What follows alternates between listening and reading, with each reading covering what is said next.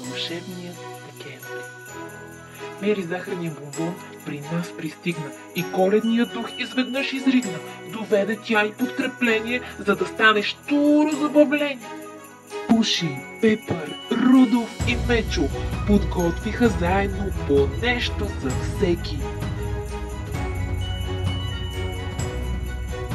Пощите на дядо Коледа бързо доставиха и писмата в тях не забравиха. По едно те всички прочетоха, затова и много подаръци разнесоха.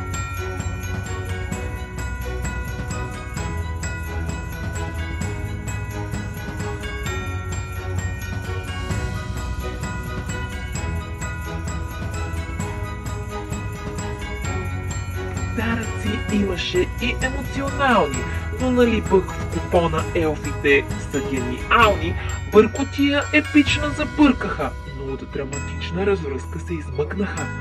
Yes, Happy End завърши всяко парти коледно, защото вълшебници са те, безспорно.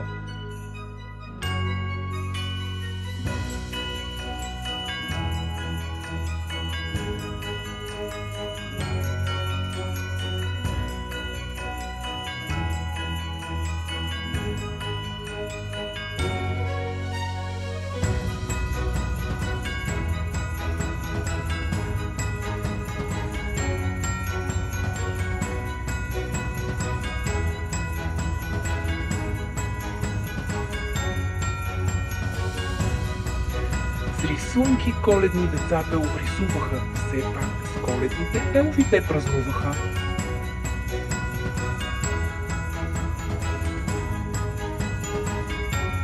Бонус награди спечелиха, Пуши и Мери писмата на победителите изтеглиха. Наградата беше вълшебна и топла и заслужава усмивка широка.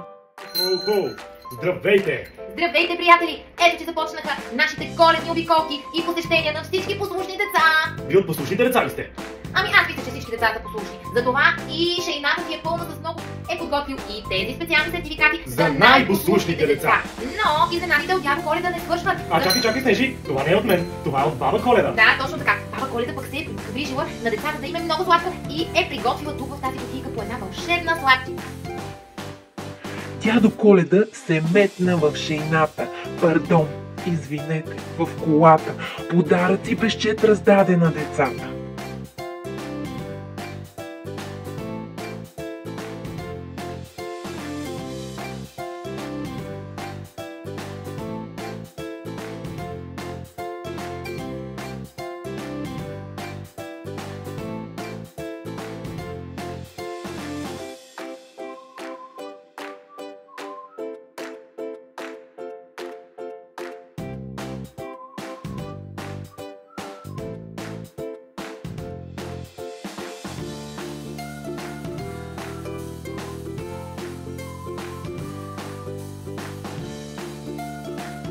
Стареца брадат потегли обратно към Лапландия с колата.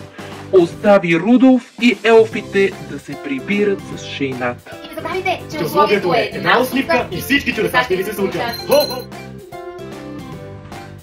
Кой си ти? Ме, това е Топчо. Илко, какво ти е?